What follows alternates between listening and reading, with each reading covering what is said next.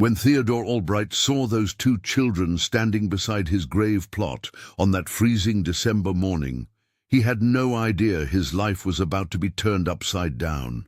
The woman who had briefly worked in his home as a private chef carried a secret so devastating it would shatter everything he believed about his 20-year marriage to Isabel. Two 4-year-old twins with eyes identical to his, yet who were not his children. A truth buried in donated embryos, lies whispered on a deathbed, and a missing cousin who fled with children who were never meant to be born. What Theodore would discover in that cemetery would forever change not only his understanding of the wife he had just lost, but also his destiny, and that of 3 women whose lives were intertwined by desperate choices made in the past. A story about betrayal, forgiveness, and the true definition of family was just beginning. Stay until the end to discover how a businessman destroyed by grief, a cook with an impossible secret, and a fugitive mother built something extraordinary from the ashes of the most painful lie imaginable. The December chill cut through the skin that morning in Cold Spring, a Pennsylvania town waking up slowly amidst the smell of brewing coffee and the quiet hum of early traffic on the brick-paved avenues. At the Oakwood Cemetery, amidst bare maple trees swaying in the biting wind, Theodore Ted Albright knelt before a white marble headstone, his shoulders shaking not just from the cold, but from the tears streaming uncontrollably down his 42-year-old face, marked by sleepless nights and a sadness that seemed endless. His hands clutched a bouquet of white lilies, Isabel's favorite flowers, and every petal seemed to weigh a ton as he placed them on the grave where his wife had rested for 3 months, taken by an illness that had consumed her body bit by bit, leaving only memories and a void impossible to fill.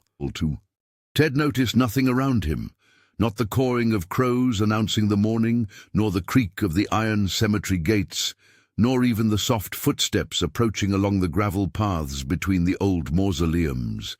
When a soft voice broke the silence beside him, Ted startled, quickly wiping his face with the back of his hand. Dana Foster stood a few yards away, her curly hair pulled back in a messy bun, her 38-year-old face bearing an expression of hesitation mixed with a determination he couldn't quite decipher. Beside her, 2 small children watched everything with wide brown eyes, a boy and a girl who looked no more than 4, dressed in simple but clean winter coats, their small gloved hands intertwined as if protecting each other from the coldness of that place of eternal goodbyes. Ted blinked several times, confused by the unexpected apparition. For a moment, his brain couldn't process why the woman who had briefly worked in his house as a cook would be there on that Saturday in December, bringing with her 2 children he had never seen before in his life. Dana took a step forward, her hands trembling visibly as she clutched a yellowed manila folder against her chest, as if it were a shield against what she was about to do. She opened her mouth to speak, but the words seemed stuck in her throat, and Ted saw tears shining in her eyes, reflecting the weak light of the overcast morning.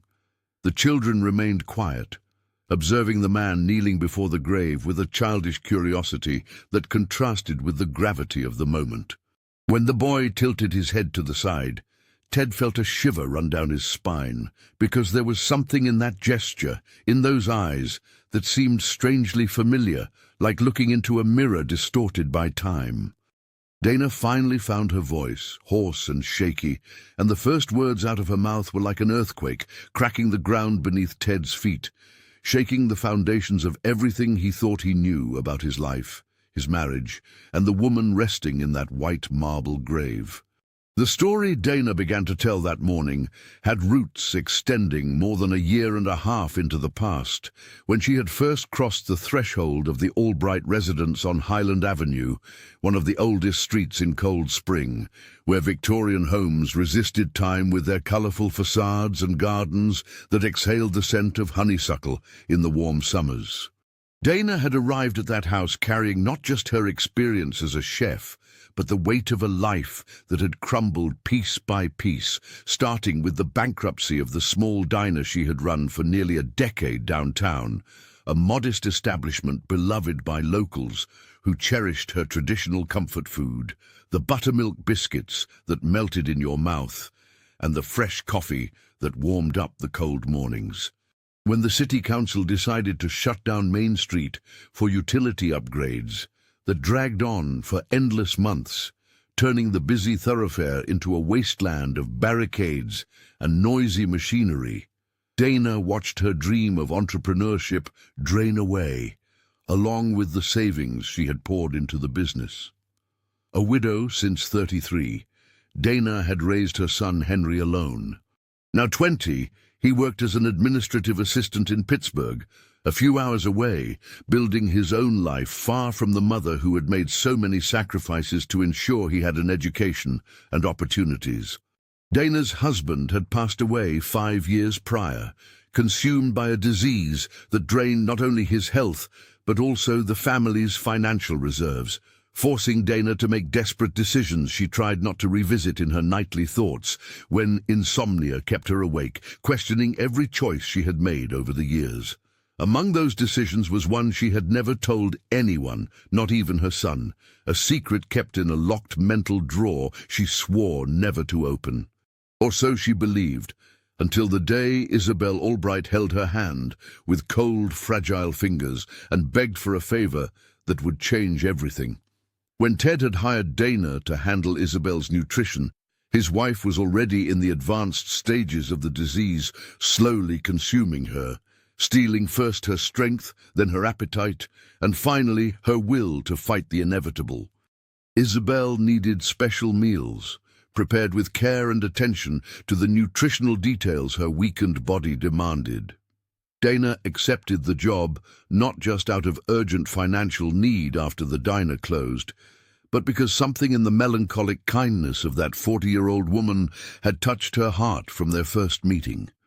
For 6 months, Dana prepared nutrient-dense broths, fortified smoothies, and small portions of food Isabel could barely swallow, but always acknowledged with a weak smile and words of gratitude that made Dana feel her work had purpose beyond the paycheck at the end of the month. Conversations between the two women started shyly, with Isabel commenting on the flavor of a spice or asking about the origin of a recipe, and slowly evolved into deeper confessions about unfulfilled dreams, regrets weighing on the soul, and fears that kept both awake during lonely nights. Isabel spoke about the pain of not being able to give Ted children, about how that frustration had nearly destroyed their marriage years ago, about the sense of inadequacy she carried like a stone tied around her neck, sinking her deeper into a sea of guilt and sadness. Dana listened in respectful silence, offering words of comfort when appropriate, but mostly offering her constant presence and genuine care, preparing every meal as if it were an act of love for a friend she never had before the strange circumstance that united them. It was during a particularly difficult afternoon, when Isabel could barely keep her eyes open and her breathing came in short, painful rasps, that she asked Dana to sit beside her on the bed and gripped her hand with surprising strength for someone so frail. The room was bathed in the golden light of the late afternoon, filtering through the lace curtains, creating delicate patterns on the pale beige walls, the silence interrupted only by the rhythmic ticking of the antique clock on the dresser. Isabel began to speak with a trembling but determined voice, revealing a secret she had kept for years, a secret that now, facing the proximity of the end, weighed too heavily to take with her to the grave. She told of the infertility she discovered shortly after their marriage, the emotional devastation it caused in her relationship with Ted, and how they almost separated when the social and family pressure for grandchildren became unbearable. 5 years ago, when the marriage hung by a thread and Ted began speaking openly of separation, Isabel made a desperate decision. She sought out a clinic in Philadelphia where fertility specialists promised solutions for couples facing impossible odds. After discreet consultations and procedures she kept secret, Isabel convinced Ted to try one last alternative before giving up on their dream of having children. She lied to her husband about the technical details, letting him believe that at least part of the genetic load of the children they hoped to conceive would be his, when in truth, the embryos to be implanted came from completely anonymous donors, chosen by the clinic based on criteria Isabel hadn't even questioned. So desperate was she to save her marriage and fill the void, the absence of children carved in her soul. The procedures failed repeatedly. Each frustrated attempt increased the emotional and financial debt the couple accumulated, until finally, after 4 unsuccessful tries, they gave up. Exhausted and financially drained, resigning themselves to a childless life Isabel could never fully accept. What Ted didn't know was that 2 frozen embryos still remained at the clinic in Philadelphia, embryos that should have been discarded according to the signed contract, but remained preserved due to a clerical error the clinic never bothered to correct. Now, with the disease consuming her last reserves of strength, Isabel begged Dana to locate the original donor of those embryos, to find out if there was any possibility those frozen cells still had a chance to become life, because she wanted something good, something pure and innocent, to be born from all that suffering and the lies she had built over the years. Dana listened to everything in growing shock, her mind struggling to process the implications of that confession. But what came next left her completely paralyzed, unable to breathe or think clearly. Isabel, eyes shining with tears and remorse, revealed she hadn't chosen Dana to work in her home by chance. It wasn't a simple coincidence that she had found precisely this specific cook among so many others available in Cold Spring. Isabel had known all along who Dana Foster was, because her name was in the clinic's records as the original donor of the embryos that had failed to implant years ago, and also of the 2 embryos that still remained frozen, awaiting an uncertain fate. Dana felt the room spin when she finally understood the magnitude of that revelation. She too had a secret buried in the past, a decision made in desperation 5 years ago when she needed urgent money to pay for her dying husband's expensive treatments, an egg donation she made at a clinic in Philadelphia for payment, never imagining those microscopic cells would one day return to haunt her in ways she could never have foreseen. The weeks following Isabel's passing were a blur of contradictory emotions for Dana. She attended the viewing and the funeral, maintaining the respectful posture of a former employee, when in truth her heart pounded with the weight of the secret she now carried alone. Ted was wrecked, moving through the funeral like a ghost of himself, accepting condolences from relatives and friends with mechanical nods and empty words that left his mouth automatically without passing through his brain. The canning factory he managed so successfully began to suffer from his absence. Suppliers complained of late payments and unfilled orders. Employees whispered in the break rooms about the uncertain future of the company that employed nearly 50 families in town. But Ted couldn't care about anything beyond the searing pain consuming him from the inside, as if someone had ripped out an essential piece of his soul, leaving only a bloody hole that refused to heal. Dana tried to keep her distance, respecting Ted's grief and telling herself she had no right to disturb a man already so wounded with revelations about frozen embryos and shared genetics. But the promise she made to Isabel echoed in her mind during sleepless nights, and gradually she found herself unable to ignore the desperate plea of a woman who had departed, taking so many secrets and lies with her.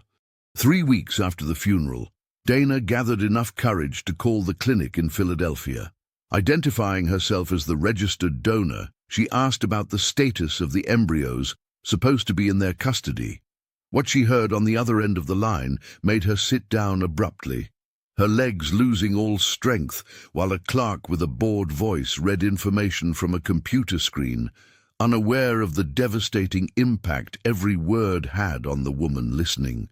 There were indeed 2 embryos still frozen under the donor code corresponding to Dana Foster,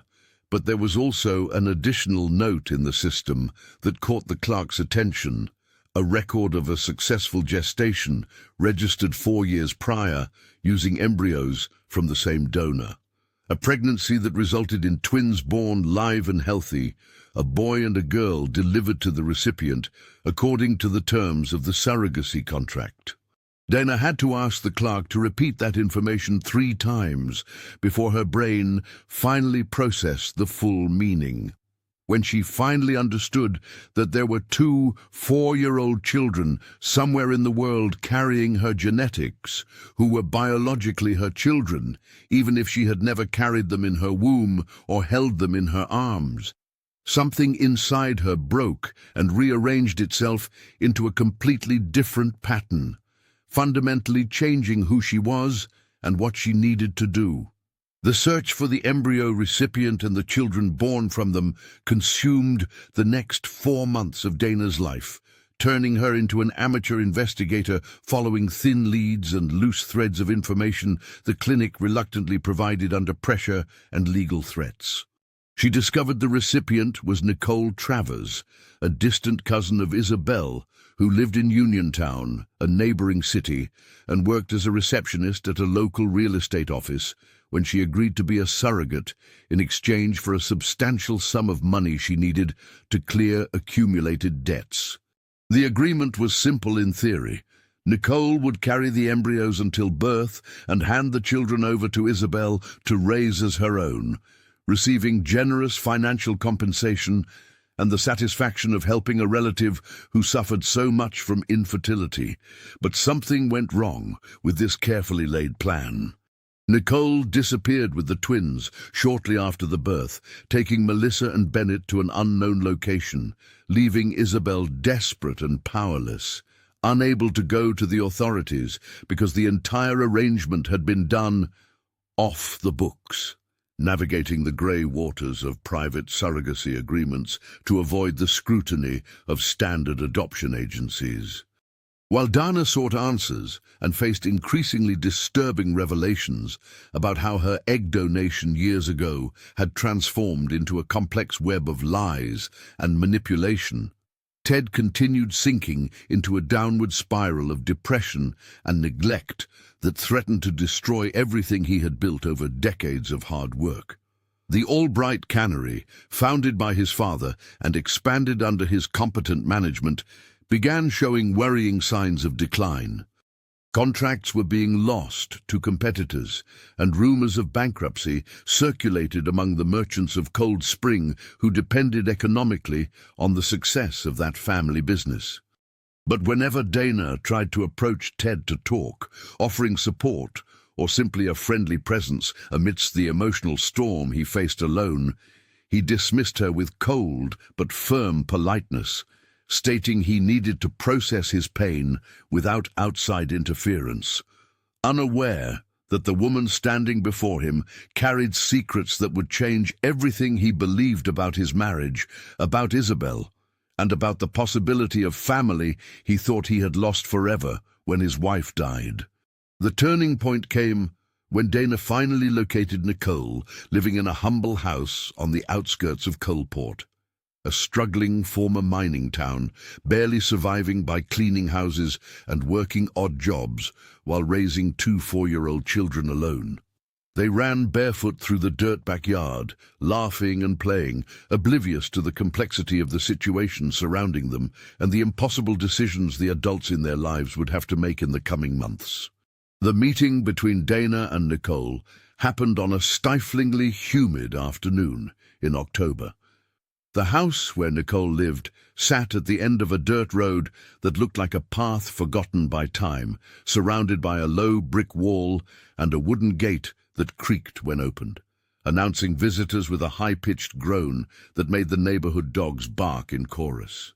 Dana felt her heart accelerate when she first saw the 2 children playing in the yard, Melissa with her brown hair in uneven braids, and Bennett in a t-shirt too big for him that went down to his knees. Both were so absorbed in a game involving rocks and sticks, they didn't even notice the unknown woman standing outside, watching their every move with an intensity bordering on physical pain. Nicole appeared on the porch with a basket of wet laundry balanced on her hip. Her 35 years looked like at least 10 more due to the marks of deep exhaustion lining her thin face and the sun-bleached hair falling in irregular strands around her angular features. She stopped immediately upon seeing Dana, the basket almost slipping from her hands as her face paled as if she had seen a ghost.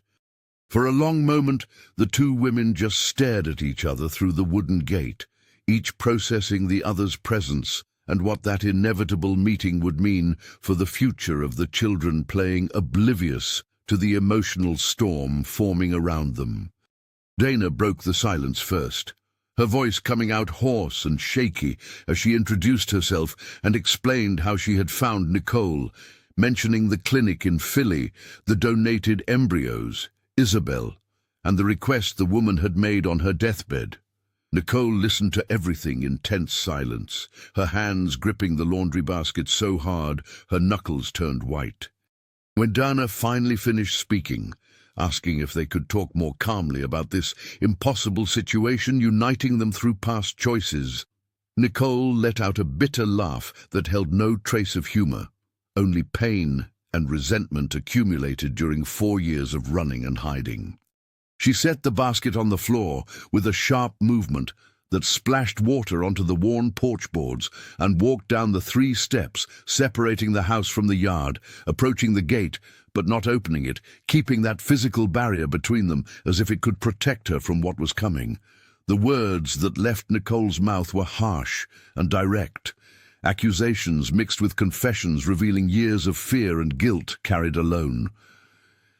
As she spoke, Dana felt her stomach churn with each new revelation about how Isabel had manipulated everyone involved in that complex web of lies and half-truths. Nicole recounted that she had agreed to be a surrogate not just for the money Isabel offered, though the amount was too tempting to refuse considering the debts choking her at the time, but also because she genuinely wanted to help a cousin who had always been kind to her at family gatherings, a woman who wept openly about her inability to conceive and begged for a chance to experience motherhood, even if through an unconventional path. What Nicole hadn't expected was to develop such a deep connection with the children growing in her womb during those 9 months of gestation, feeling every kick and movement as if they were extensions of her own body, talking to them during lonely nights when the husband who had left her months prior was no longer there to share the experience. When Melissa and Bennett were finally born on a rainy April morning, Nicole held them in her arms for the first time and knew immediately she couldn't hand them over, as the agreement stipulated that something fundamental had changed inside her during that pregnancy, and those children were hers in a way that transcended contracts and legal documents. But there was more to Nicole's story, a secret she had discovered by accident 2 weeks before the scheduled delivery. She had gone to the clinic for a routine checkup, and a distracted nurse left a file open on the desk while taking an urgent call. Nicole saw the documents for the embryos she was carrying. She saw the genetic codes and donor information and discovered with growing shock that there was no genetic relationship between those children and Ted Albright. Everything Isabel had said about using her husband's genetic material was a complete lie. The twins, growing in her belly, came from completely anonymous donors Isabel had chosen without consulting Ted or revealing the truth about the children's real origin.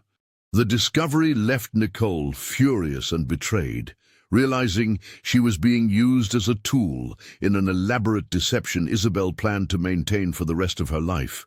raising those children under false pretenses and lying to her husband about the biological paternity he would assume without question. The decision to disappear with the twins was made in a moment of panic and protective instinct Nicole still found difficult to explain rationally, but which at the time seemed the only morally defensible option in the face of the massive deceit Isabel was perpetrating. She fled to Coalport 3 days after the birth, before Isabel could come to collect the children as agreed, taking only a few bags of clothes and the birth documents she managed to register in her own name, taking advantage of administrative confusion at the hospital. The following 4 years were defined by constant poverty and a paralyzing fear of being found. She moved frequently between small towns in the region, working any job that didn't require detailed background checks, raising Melissa and Bennett with the little she could scrape together through cleaning houses, doing laundry, and other odd jobs that barely paid the rent on the precarious houses where they lived. Nicole admitted she often questioned her decision, especially on nights when the children cried from hunger and she had nothing to offer but empty promises that tomorrow would be better. But every time she thought about handing over the twins and going back on her choice, she remembered the lie Isabel had built and the injustice of allowing that charade to continue. When Nicole learned through a mutual acquaintance that Isabel had passed away 3 months ago, her first reaction was guilty relief, as if an immense weight had been lifted from her shoulders. Now she didn't have to constantly look over her shoulder, expecting her cousin to appear with lawyers and documents to rip the children from her arms. But the relief was short-lived, quickly replaced by a new layer of guilt upon realizing she had deprived Ted of knowing the truth during the last months of his wife's life, that he had gone through that devastating loss unaware that there were 2 children somewhere whom Isabel had tried to claim as hers through questionable and ethically dubious means. Nicole confessed she had thought about seeking Ted out after hearing of Isabel's death, to reveal everything and perhaps find some way to make peace with the impossible situation facing them all. But fear paralyzed her every time she gathered the courage to take that step. Fear of losing the children she had raised as her own for 4 years. Fear of facing legal consequences for her initial flight. Fear that no one would understand or validate her reasons for taking such drastic action. Now, with Dana standing at her gate bringing new layers of complexity to an already impossible tangle, Nicole felt the ground opening up beneath her feet again. Discovering that the original egg donor was alive and looking for the children added a completely new dimension to the moral dilemma she faced. Dana wasn't just an anonymous donor who made a clinical transaction years ago. She was a real woman, with feelings and rights that couldn't simply be ignored, a woman who technically had more of a biological claim to Melissa and Bennett than anyone else involved in this twisted story. The 2 women talked for hours that humid October afternoon, sitting on plastic chairs in the yard while the children played a few yards away, each sharing her perspective and fears, trying to find some path through the impossible knot of contradictory emotions and moral obligations that had no clear answers or easy solutions. Dana explained she hadn't come to rip the children away from Nicole. She perfectly understood the bond developed during pregnancy and the first years of life. But she also couldn't ignore the fact that Melissa and Bennett were genetically her children, the result of eggs she donated in a moment of financial desperation, without imagining the emotional ramifications that choice would have in the future. She spoke of Isabel and her final request, about how that secret had corroded her from the inside in recent months, about Ted and how he was sinking into depression and self-destruction without knowing children existed in the world connected to him through the complex web of decisions and lies Isabel had woven. Nicole listened with an increasingly conflicted expression, her defenses beginning to crack under the weight of the empathy she felt for Dana and the impossible situation they all faced. When the children ran up to her asking for water, Nicole hugged them with desperate strength, while silent tears streamed down a face marked by the sun and the fatigue of years fighting alone. The emotional standoff between the 2 women continued for weeks after that first meeting, with Dana regularly visiting the humble house in Coalport and slowly building a cautious relationship with the children, who knew absolutely nothing about the complexity of the situation surrounding them. Melissa was more extroverted, approaching Dana with childish curiosity and asking 1,000 questions about everything she saw. while Bennett watched from afar with analytical brown eyes that seemed to see beyond the surface of things, evaluating this unknown woman appearing with increasing frequency in their lives. Dana brought small gifts, nothing extravagant, as she didn't want to seem like she was trying to buy the children's affection. Just simple toys and homemade snacks she prepared with the same care she dedicated to all her recipes. Gradually, she realized she was developing a genuine love for these children who shared her genetics, but were strangers in every other important aspect. During those weeks of November, as the Pennsylvania cold set in and the afternoons brought grey skies that turned the dirt roads to slush, Dana struggled internally with when and how to reveal everything to Ted. She knew she couldn't indefinitely postpone that impossible conversation, which would likely destroy whatever positive memory he still held of Isabel. Every time Dana thought about approaching him, her courage failed, replaced by paralyzing questions about whether she even had the right to blow up the life of a man already so wounded with revelations about lies and manipulations his late wife had perpetrated. But the promise she made to Isabel echoed constantly in her thoughts. More than that, Dana began to realize Ted deserved to know the truth, not just about the embryos and the children, but about who Isabel really was behind the facade of the devoted, suffering wife she had publicly maintained. The situation at the cannery continued to deteriorate alarmingly, with increasingly insistent rumors of imminent closure circulating among the workers who depended on those jobs to support their families. Ted barely appeared at the office, and when he did, it was only to sign urgent documents before disappearing again into his empty house, where he spent days wandering between rooms that seemed haunted by Isabel's absence, every object and piece of furniture bringing memories that cut him like sharp blades.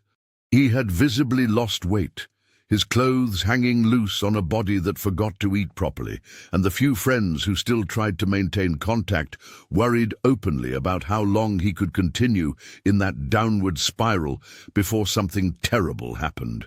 But Ted rejected all help, insisting he needed to process his pain alone, unaware he was slowly drowning in a well of depression that grew deeper with every passing day, without purpose or hope of improvement.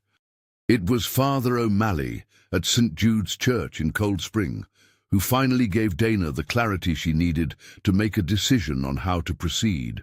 She sought him out on a late November afternoon, sitting in the confessional not to confess sins, but to seek moral guidance on a dilemma that had no easy answers in any manual of ethics or religion. The priest listened to the entire story with patience, asking occasional questions to clarify confusing points. When Dana finally finished speaking, exhausted and emotionally drained, he remained silent for several minutes before offering his perspective on the impossible situation. Father O'Malley said that the truth, however painful, was always preferable to a lie, because lies had a tendency to grow and multiply like weeds in a garden, choking out everything good trying to flourish around them. He told her Ted deserved the opportunity to make his own decisions based on complete and honest information about his life and the options available for his future. The priest's words resonated with Dana over the following days, strengthening her resolve to finally confront Ted with the whole truth, regardless of the emotional consequences that revelation might cause. She knew Ted visited Isabel's grave every Saturday morning, a morning ritual he had kept religiously since the burial 3 months ago. After consulting Nicole about the best way to proceed, she decided that would be the time and place to start unraveling the web of lies Isabel had spun. Nicole agreed reluctantly to let Dana take Melissa and Bennett to that crucial meeting, although every fiber of her being screamed against the idea of exposing the children to such an emotionally charged situation. Yet she also recognized she couldn't postpone indefinitely the moment when all cards would have to be laid on the table so fair decisions could be made about the twins' future. On the Saturday morning chosen for the confrontation, Dana woke before dawn with her stomach in knots from anxiety. preparing meticulously as if going into a battle whose outcome would determine the course of multiple lives, interconnected by past choices and consequences no one could have predicted. She took a bus to Coalport while it was still dark, arriving at Nicole's house as the sun began to paint the sky in pale pink and orange hues. She found the woman awake too, sitting on the porch with a forgotten cup of cold coffee in her hands, watching the children still sleeping through the window of the tiny bedroom they shared. Nicole had dressed Melissa and Bennett in their nicest clothes, the only ones without visible patches, and spent long minutes combing the children's hair while explaining in a trembling voice that they were going to meet someone very important that morning. Someone who had loved their mother very much and needed help to feel better. The bus ride back to Cold Spring was silent and tense. The children sat quietly on the seat next to Dana, Melissa holding Bennett's hand while they watched the Pennsylvania landscape pass by the dusty window. Fields of frosted grass interspersed with small hills covered in bare trees. Dana mentally rehearsed how she would start that impossible conversation, what words she would use to reveal truths that would fundamentally change Ted's understanding of his life and marriage. But every version she formulated seemed inadequate for the magnitude of what she needed to communicate. When they finally arrived at Oakwood Cemetery, the sun was already high in the cloudless blue sky, offering light but no warmth. Dana felt her legs shake as she guided the children along the gravel paths between the old graves, following the route she knew Ted took every Saturday since Isabel had left. They found him exactly where Dana expected, kneeling before the white marble headstone with his shoulders curved under the invisible weight of grief. For a moment, Dana almost lost her nerve, almost turned around and fled from that confrontation which promised to be devastating for everyone involved. But then Melissa squeezed her hand and asked in a low voice who that sad man crying alone was, and Dana knew there was no turning back. This was the moment of truth that would change everything irreversibly. Ted remained motionless for long seconds after Dana spoke the first words, his brain refusing to process what he had just heard, as if the sentences had been spoken in a foreign language he didn't understand. He looked at the two children watching the scene with wide, innocent eyes, then at Dana with her determined but frightened expression, and finally at the white marble grave where Isabel rested. Something inside him began to crack like thin ice under increasing pressure. The flowers he had brought fell from his hands without him noticing, scattering across the stone ground in a disordered pattern of white petals contrasting with the dark earth around the grave. When he finally found his voice, it came out hoarse and loaded with an explosive mixture of confusion, anger, and disbelief that threatened to overflow at any moment. Dana kept talking even when she saw Ted's expression harden, even when she realized every word was like salt being rubbed into open wounds that had barely begun to heal over the last 3 months. She told him about being hired to care for Isabel, about the intimate conversations they shared during those final 6 months, about the secret Isabel revealed on her deathbed related to the fertility treatments that failed years ago, and the embryos that remained frozen in Philadelphia. Ted listened to everything with a clenched jaw and hands curled into fists so tight his fingernails dug crescent marks into his palms. When Dana reached the part about the anonymous donors and how Isabel had lied about the genetics of the embryos they tried to implant, he interrupted her with a bitter, humorless laugh that sounded more like the bark of a wounded animal. The accusations Ted hurled at Dana were brutal and merciless, born not of true conviction, but from the desperation of a man watching the foundations of his reality being demolished piece by piece before his eyes. He called Dana an unscrupulous opportunist trying to take advantage of his vulnerability, a liar creating absurd stories to extort money from a grieving widower, a cruel and insensitive person bringing innocent children to a cemetery to use as pawns in some elaborate scheme he couldn't fully comprehend, but which certainly had financial motivations behind the whole charade. Melissa began to cry softly at the stranger's loud, angry voice, hiding behind Dana's legs, while Bennett stood still, watching Ted with an expression too serious for a 4-year-old, as if assessing whether this man represented real danger or just unsubstantial noise. Dana let Ted vent his anger without interrupting him, understanding this was a necessary reaction before he could begin to process the information she brought. But when he finally paused to breathe between the increasingly delirious accusations, she silently extended the yellowed folder of documents she had brought with her. Ted looked at the folder as if it were a venomous snake about to strike, but eventually snatched it from Dana's hands with a brusque movement and began flipping through the contents, eyes trying to focus on the printed words through the mist of tears he stubbornly refused to shed in front of this woman. There were the records from the Philadelphia clinic with Isabel's name clearly visible, documents detailing the fertilization procedures that failed repeatedly, forms signed by her authorizing the use of genetic material from anonymous donors, and even more devastating records showing Ted was never informed about the true origin of the embryos his wife insisted on implanting. There were also the documents regarding the egg donation Dana had made 5 years ago, her name and signature recognizable on the pages yellowed by time. The correspondence between the donor code on Dana's papers and the code on Isabel's documents was undeniable, even for someone desperately looking for discrepancies that could invalidate that impossible connection.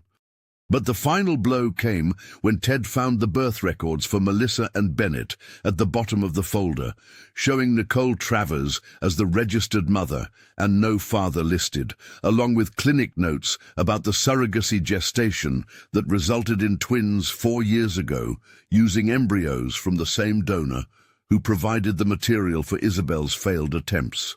The dates aligned perfectly, the codes matched exactly, and as much as Ted wanted to find some flaw in the narrative Dana presented, some evidence of manipulation or forgery, he couldn't deny the cold, hard reality printed in those official documents that had no reason to lie. What finally broke Ted's resistance was the tablet Dana pulled from her bag with trembling hands, explaining quietly that Isabel had recorded a video in the last weeks of her life. A video she specifically asked Dana to keep and show Ted if she decided to reveal the whole truth about the embryos and the children. Ted took the tablet as if holding something that could explode at any moment. When he pressed play and Isabel's face filled the screen, thin and pale but still recognizable as the woman he had loved for almost 20 years of marriage, he felt his legs fail and had to sit on the cold ground of the cemetery beside the grave where she rested. Isabel's voice in the video was weak and interrupted by frequent pauses for breath, but her words were clear and devastatingly honest as she confessed everything she had done, all the lies she had told, all the manipulation she had perpetrated in the name of a desperate desire to be a mother and save a marriage that was crumbling under the weight of unmet expectations. Isabel spoke directly to the camera, as if speaking to Ted face to face, asking for forgiveness for lying about the origin of the embryos, for making him believe they shared some genetic connection with the children they tried to conceive, when, in fact, he had no biological tie to those cells that repeatedly failed to become life. She explained the agreement with Nicole, how her distant cousin had agreed to be a surrogate, but then fled with the twins when she discovered the full extent of the lies Isabel planned to maintain. She confessed she spent the last 4 years desperately looking for Nicole and the children without success, consumed by the guilt of creating that impossible situation through her own selfish and desperate choices. At the end of the video, with tears streaming down her gaunt face and voice breaking under the weight of emotion, Isabel begged Ted to forgive her transgressions, to find a way to build something positive from the ashes of all those lies, and to give those children a chance to know the love and stability she failed to provide through her questionable and morally ambiguous methods. The silence that followed the end of the video was heavy as molten lead, broken only by Melissa's muffled sobs, still hiding behind Dana, and the distant call of crows in the trees surrounding the cemetery.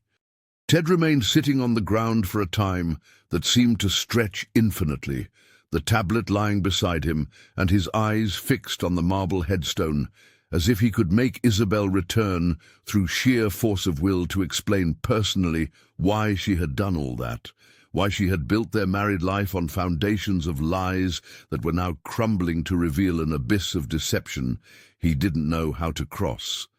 When he finally stood up, his movements were mechanical and disjointed, like a marionette with tangled strings. The words that left his mouth were directed at Dana, but his gaze remained fixed on the grave, unable to face the children who represented living evidence of his late wife's manipulations. Ted ordered Dana to leave immediately and never appear in front of him again, to take those children and that whole absurd story far away from him and let him process his pain in peace, without additional complications he didn't have the emotional capacity to handle at the moment. Dana tried to argue, to explain she hadn't come to cause more suffering, but to honor Isabel's final request and give everyone involved the chance to make peace with a situation none of them chose, but all would have to face in one way or another. But Ted didn't want to hear anymore. His renewed anger wasn't directed so much at Dana, but at the impossible circumstances that brought her to him, at the dead wife who had lied for years, at himself for being blind enough not to notice the signs that surely existed along the way, and at the innocent children who had nothing to do with the adults' decisions but became living symbols of betrayal and deception he wasn't prepared to process. Dana left the cemetery with the children, Melissa still sobbing softly, and Bennett maintaining his serious, analytical expression while watching the woman guiding them back to the iron gate, where they had entered with such hope just an hour ago.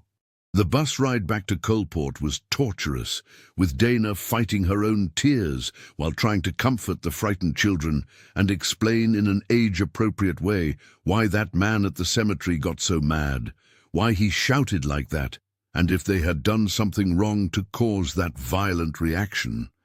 Nicole was waiting for them on the porch when they arrived, and one look at Dana's devastated face was enough for her to understand the meeting had been disastrous in ways that perhaps had no recovery, that Ted had completely rejected the truth presented, or simply wasn't in an emotional condition to handle such devastating revelations about the wife he had just lost. The following weeks were a period of agonizing limbo for everyone involved in the complex web Isabel had woven before departing. Dinah returned to Cold Spring but didn't try to contact Ted again, respecting his explicit request to be left alone, even while obsessively worrying about his mental and emotional state. She continued visiting Nicole and the children in Coalport, gradually building a deeper relationship with the twins, who began calling her Aunt Dana, and ran to hug her whenever she appeared at the creaking wooden gate. Melissa showed particular affection for Dana, following her around the house and asking ceaseless questions about everything she saw the woman do, while Bennett maintained his cautious distance, but occasionally let slip rare smiles when Dana told funny stories about her days working at the diner or preparing special recipes her grandmother taught her decades ago. Nicole watched the development of that relationship with deeply contradictory feelings, happy to see the children receiving attention and affection from another adult who genuinely cared about their well-being, but also terrified by the growing possibility that Dana might eventually claim rights over the twins who were biologically hers, even if Nicole had carried and raised them during 4 crucial years of development.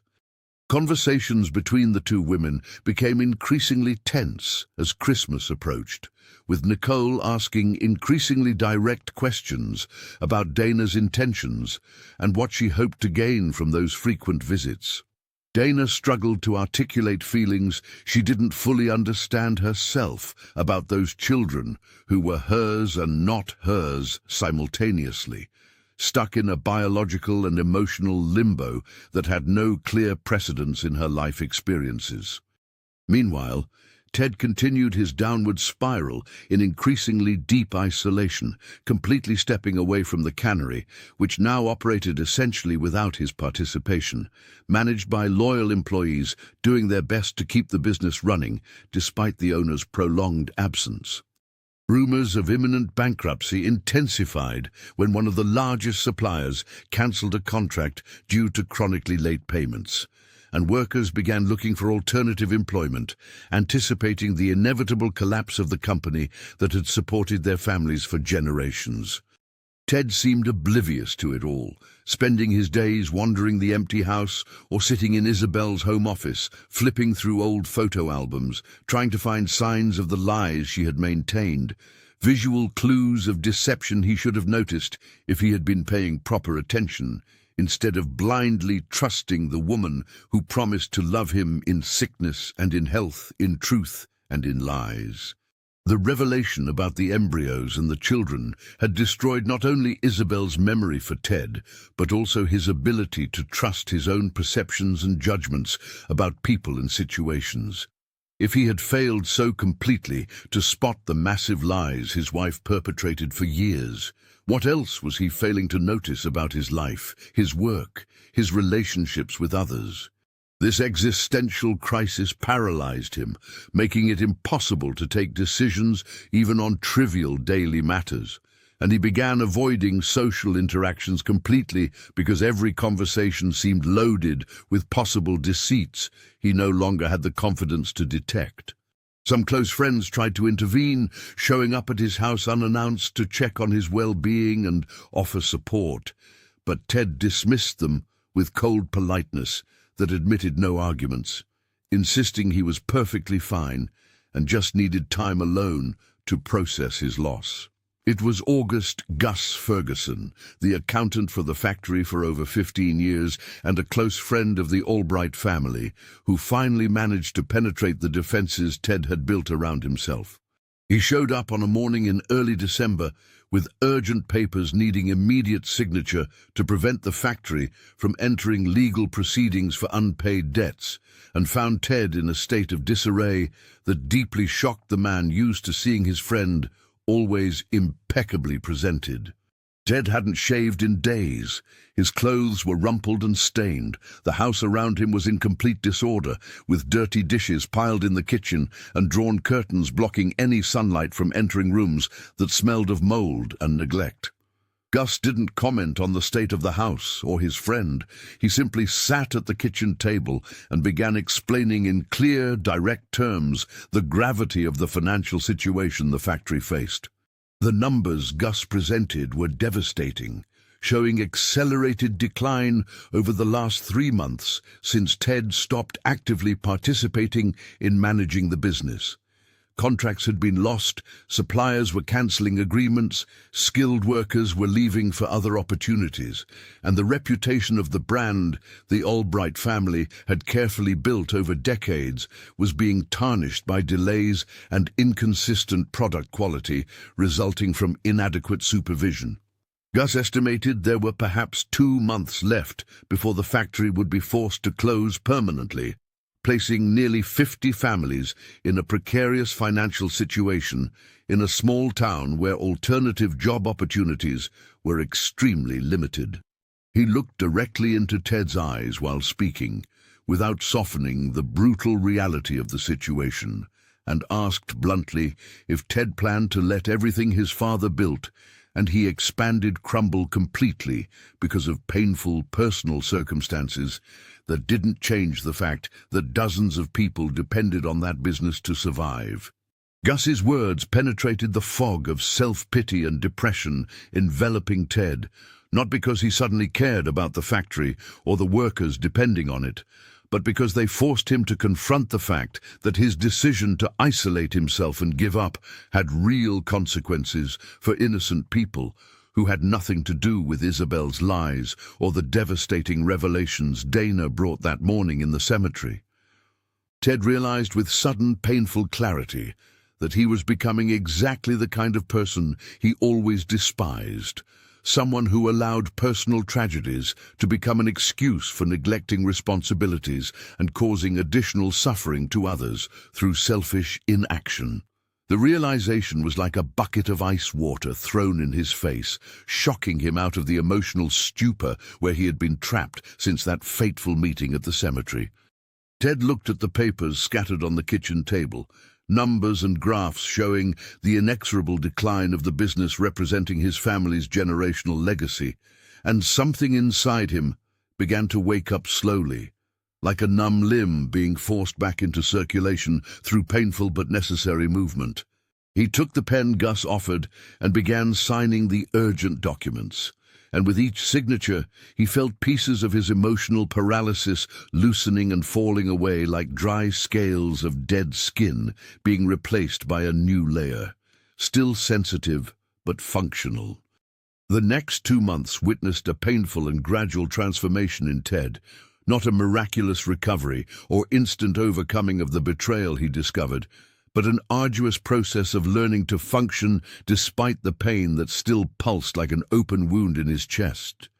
He returned to the canning factory with forced determination, waking before dawn every day and forcing himself to spend hours reviewing contracts, renegotiating with suppliers, and supervising production that had been neglected during his prolonged absence. The employees received him with a mixture of relief and caution, happy to have the boss back, but uncertain if this presence would be temporary, or if Ted had really returned to stay and rebuild what was almost destroyed. He worked with almost manic intensity, as if ceaseless activity could fill the void Isabel left and erase the images of those 2 children in the cemetery that appeared in his thoughts at the most inopportune moments. Gus remained by Ted's side during those difficult first weeks, offering not just financial expertise, but silent companionship during the long nights when they worked late, trying to save contracts about to be cancelled, or develop strategies to win back clients who had migrated to competitors. It was during one of these late-night sessions, with papers scattered around the office and cold coffee forgotten in mugs around the room, that Ted finally spoke about what happened at the cemetery, telling Gus about Dana and the children, about the embryos and Isabel's lies, about the devastating video revealing the full extent of the manipulations his wife perpetrated. Gus listened without interrupting, and when Ted finally finished speaking, exhausted by the confession he had guarded alone for weeks, the accountant offered a perspective that was simultaneously pragmatic and compassionate, suggesting that perhaps those children represented not just a reminder of betrayal, but also an opportunity to build something new from the ashes of the painful past. Ted rejected the suggestion vehemently that night, insisting he had no emotional capacity to deal with children who were products of Isabel's lies, that just looking at them would bring back all the pain of discovering his marriage was built on false foundations. But Gus's words planted a seed that germinated slowly in his consciousness over the following weeks, especially when he caught himself thinking about the brown eyes of the boy in the cemetery, eyes that were strangely similar to his own, despite the absence of any genetic connection, as if a cruel coincidence or deliberate design by Isabel in choosing donors who would produce children with physical characteristics similar to his.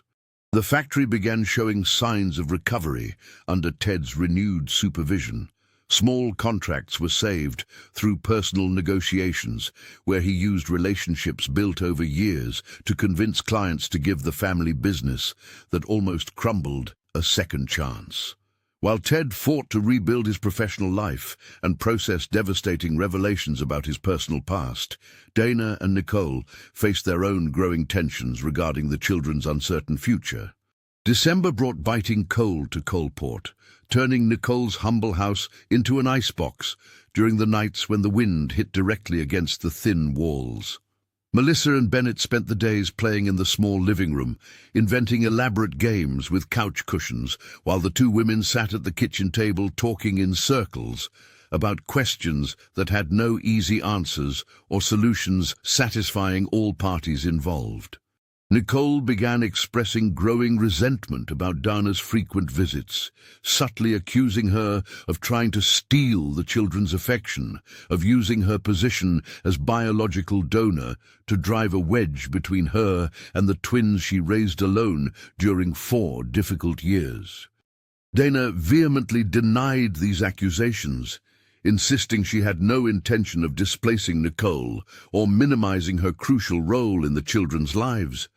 But she also couldn't deny she was developing a deep emotional connection with Melissa and Bennett that transcended curiosity about biological descendants she never expected to meet.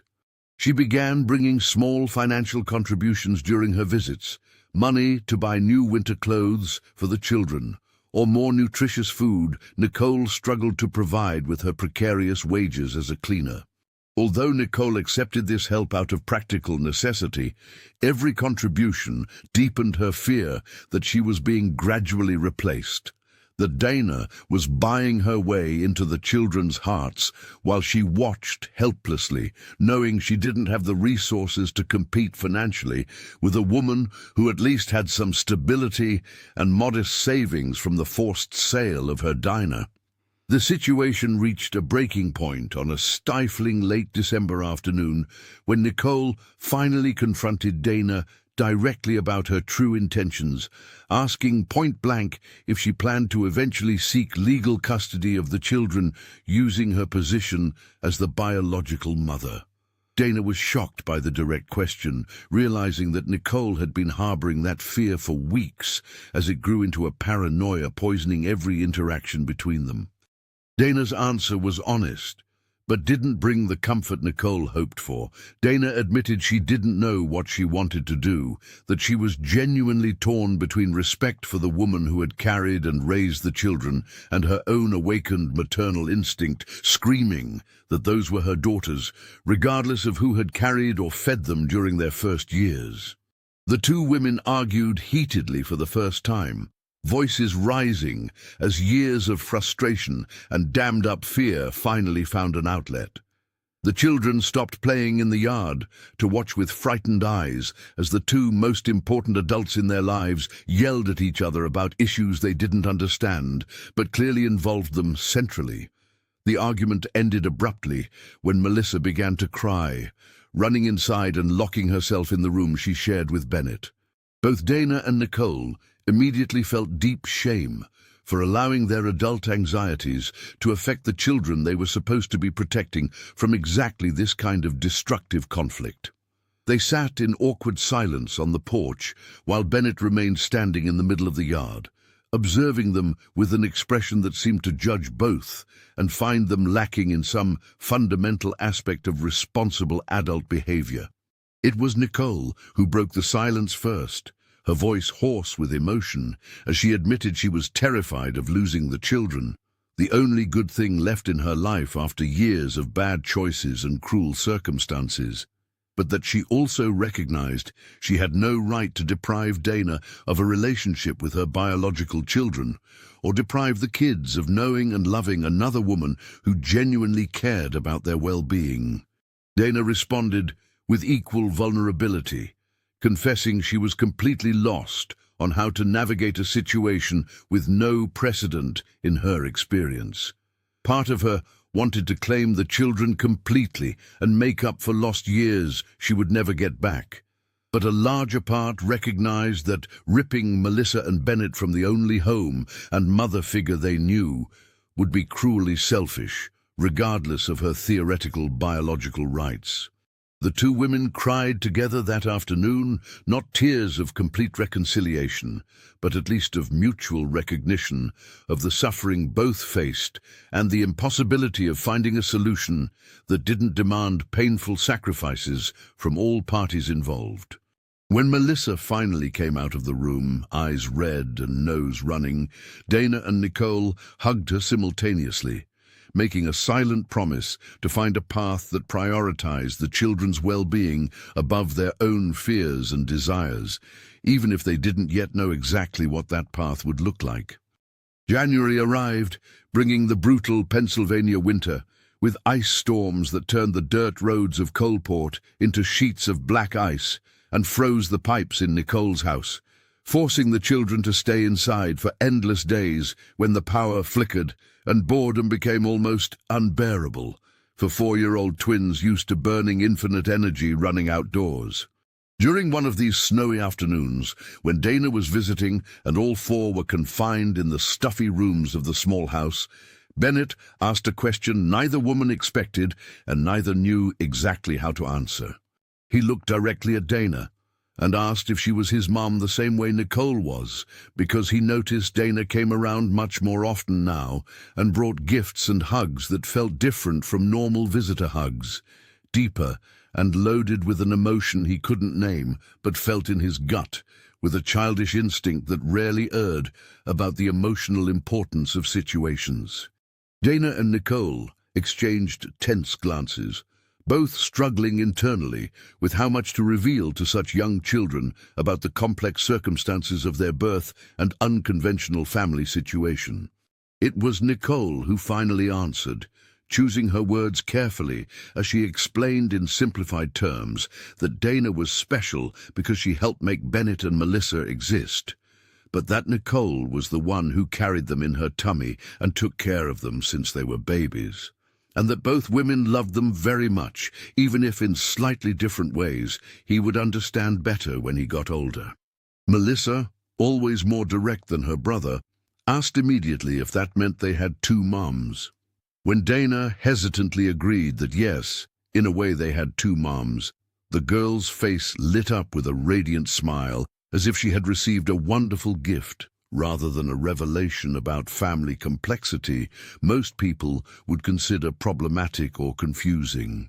The children's easy and natural acceptance of having 2 mothers involved in their lives was simultaneously comforting and humbling, for the 2 women who had spent months agonizing over how to manage the situation, only to discover the children themselves were much more adaptable and less bound to traditional definitions of family structure than the adults assumed. That conversation marked a turning point in the relationship between Dana and Nicole, not resolving all conflicts or eliminating all fears, but establishing at least a foundation of honesty and open communication that would allow them to navigate the unknown territory they faced together.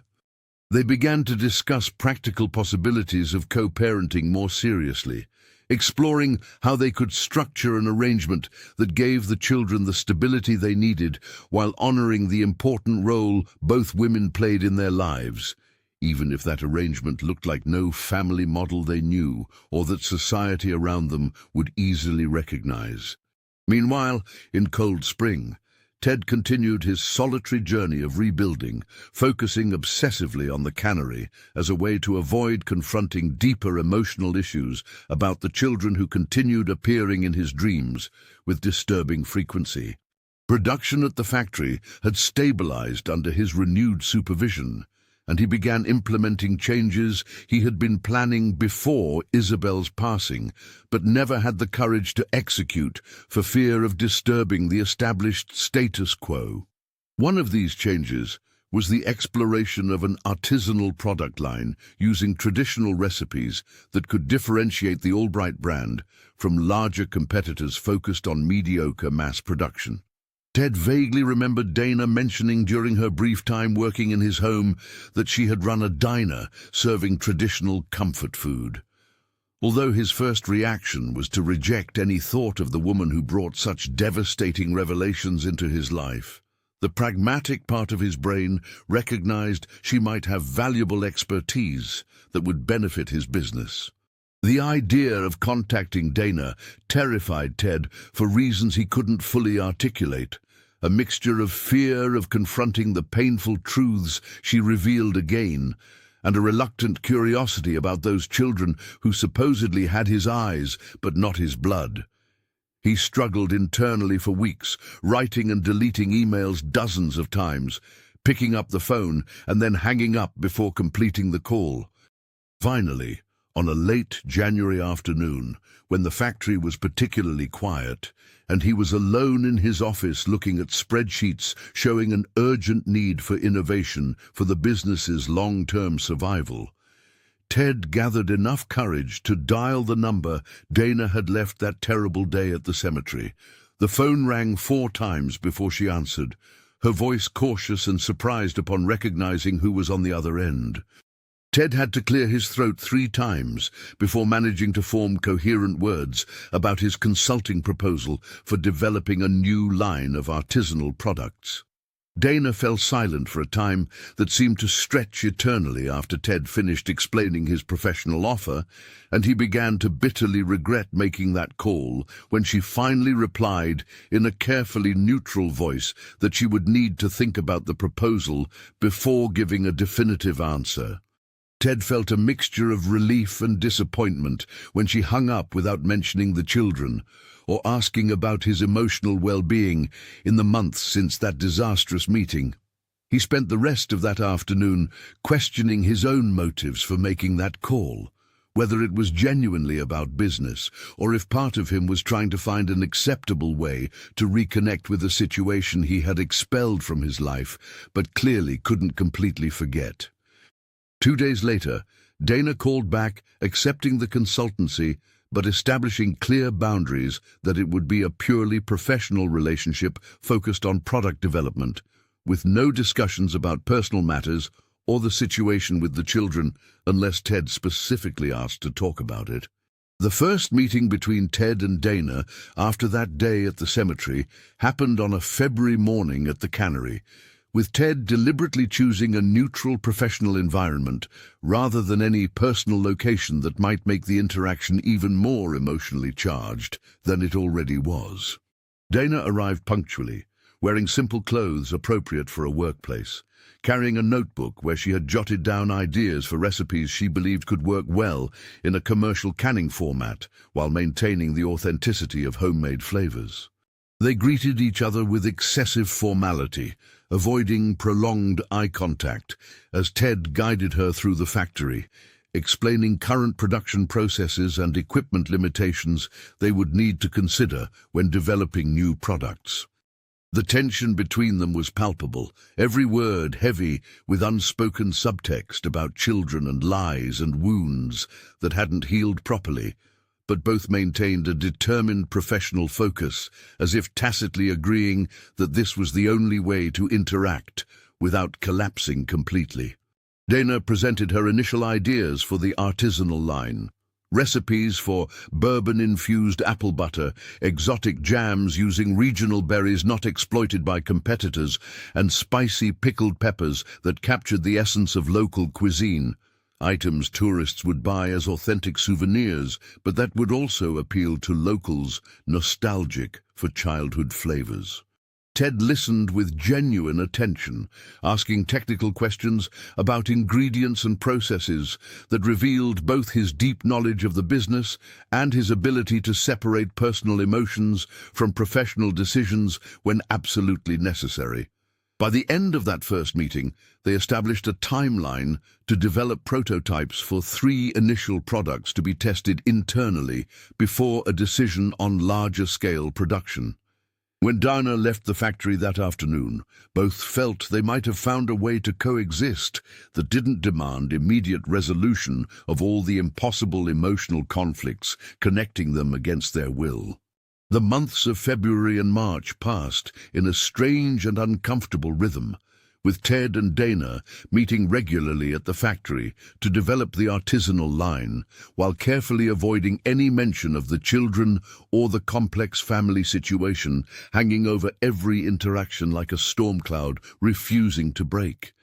Dana brought recipes they tested together in the factory's experimental kitchen, adjusting ratios and preservation techniques until they achieved products that maintained the authenticity of homemade flavors while meeting commercial standards necessary for wider distribution. Ted discovered that working with Dana was surprisingly pleasant when they managed to keep conversations strictly focused on business. her culinary expertise complementing his technical knowledge of industrial production perfectly. Gradually, the oppressive tension characterizing their first meetings began to dissipate slightly, replaced by something that could almost be confused with mutual professional respect if both weren't so aware of the unspoken truths occupying the space between every exchanged word.